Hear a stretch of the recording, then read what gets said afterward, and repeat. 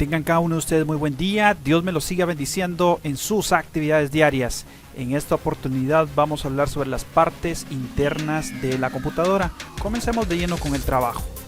Muy bien. Cuando estamos hablando sobre las partes internas debemos tener mucho cuidado con determinados términos. Uno de ellos es el caso del famoso CPU. Cuando escuchan hablar lo que es un CPU, todos piensan que es una gran caja cuadrada donde se encuentran los componentes internos de la máquina. Pero ese no es su nombre correcto. Ustedes pueden apreciar en la imagen del lado izquierdo aparece lo que es el case. Ese es su nombre verdadero. El case es prácticamente un cascarón donde va a resguardar todas las piezas internas de la computadora.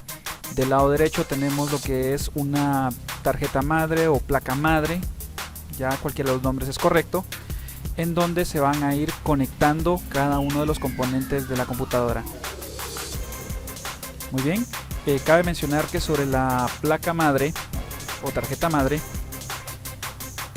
podemos ir conectando o agregando nuevos dispositivos. También cabe mencionar que si esta tarjeta se llega a arruinar, prácticamente la máquina pues deja de servir. Es por ello de que muchas veces cuidan bastante lo que es esta área. Aquí podemos encontrar lo que son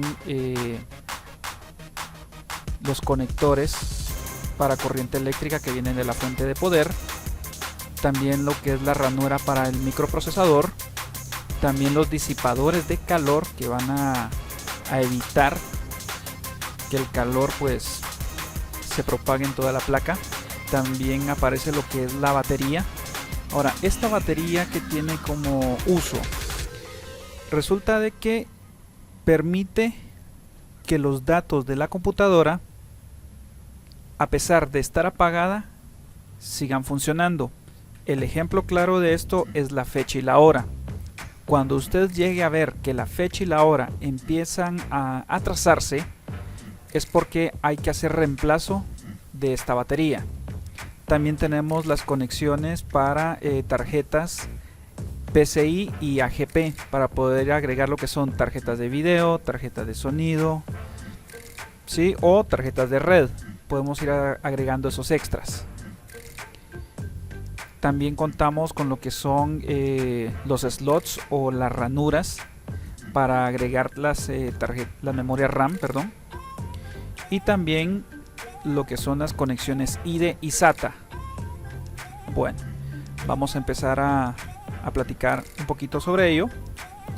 Y comenzaremos con la parte del procesador.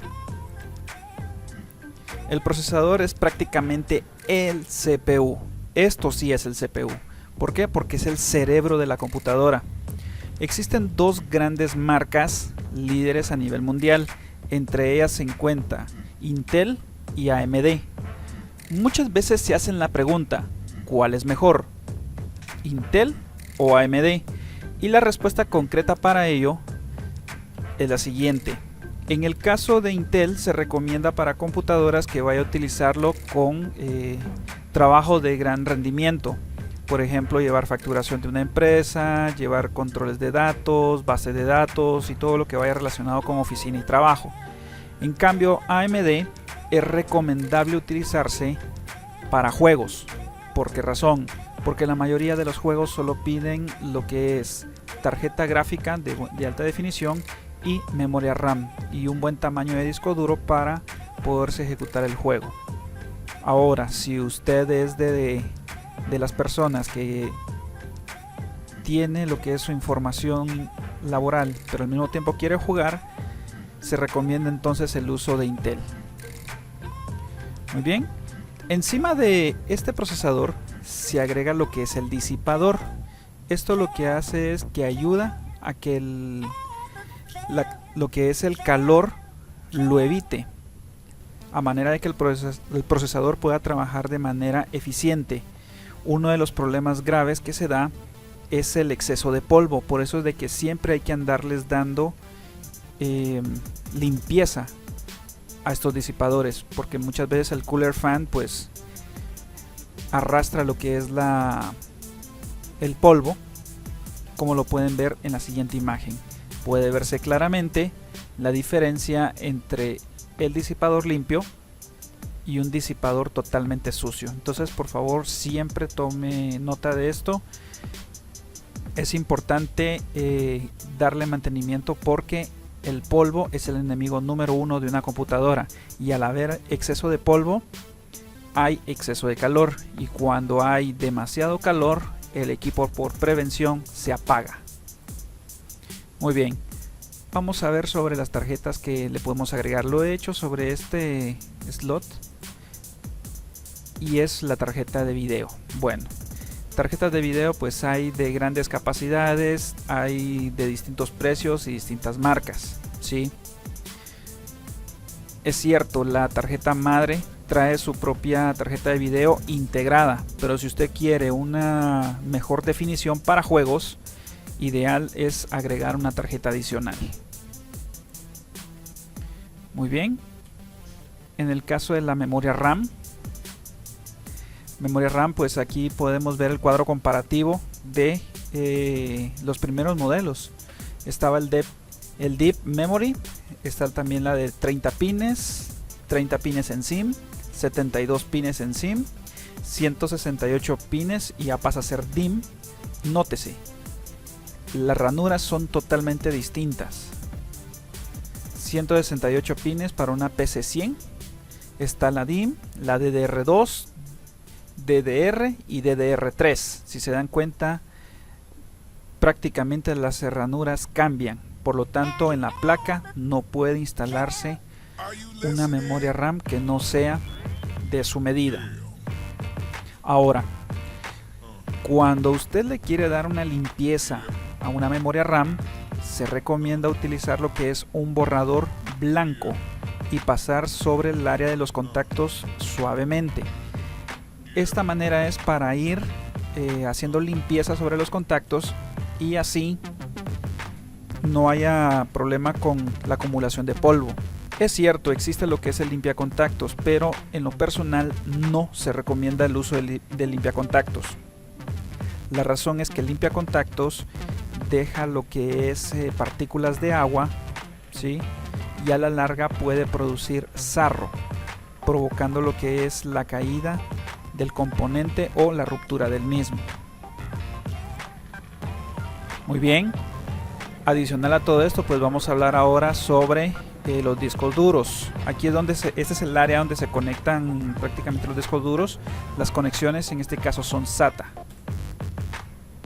Bueno, existen dos ramas de los discos duros. Bueno, de hecho son 4, pero las más comunes son 2. Entre estas está las conexiones IDE, que posee pines, posee lo que es jumpers, ya para darle la configuración. Si usted desea un disco duro maestro, tal y como lo ve en pantalla, o puede cambiarlo de posición para volverlo esclavo. ¿Por qué esclavo? Para poder colocar 2 discos duros IDE en una misma computadora. En el caso del SATA, pues obviamente todo cambió. Si se da cuenta, antes había mucho problema, que se rompía un cable, que había fisuras en el mismo, ¿verdad? Y por lo tanto se dañaban. O que si en el caso del IDE se doblaba un pin, ya no funcionaba el dispositivo. En este caso cambia totalmente todo. Sí, puede observar de que son prácticamente piezas montables. Eso sí, lo que les decía, hay 4 tipos de discos duros, siempre pues cambiando lo que son las conexiones. Están los discos duros para PC o computadoras, y están los discos duros de servidores. ¿Por qué servidor? El servidor es ese tipo de computadora que se va a mantener las 24 horas encendido. ¿Qué tipo de información guarda? Por ejemplo, usted va al cajero automático, necesita retirar dinero. Obviamente todo esto tiene que ir a un servidor para su previa autorización. Entonces estos discos duros fueron diseñados para grandes capacidades y resistencia al momento de tener largas horas de duración. Pueden ver la diferencia entre un IDE y un SATA, que fue lo que platicamos anteriormente, y también la diferencia entre el SCSI y el SAS. cambian prácticamente las conexiones, ¿sí? Pero como digo, son prácticamente para trabajar con servidores. Muy bien, ahora esta última conexión cuenta también como una IDE. ¿Por qué lo he dejado en esta área? Porque podemos conectar también lo que son las unidades de CD-ROM, ¿sí? Para poder insertar nuestros discos o grabar música o cualquier otro tipo de información en disco. También cabe mencionar que las últimas unidades que han estado saliendo al mercado son tipo SATA, pero sí se puede utilizar en este caso la IDE. Muy bien, entonces eso sería prácticamente con lo de las partes internas de la computadora. Muchísimas gracias por su fina y amable atención.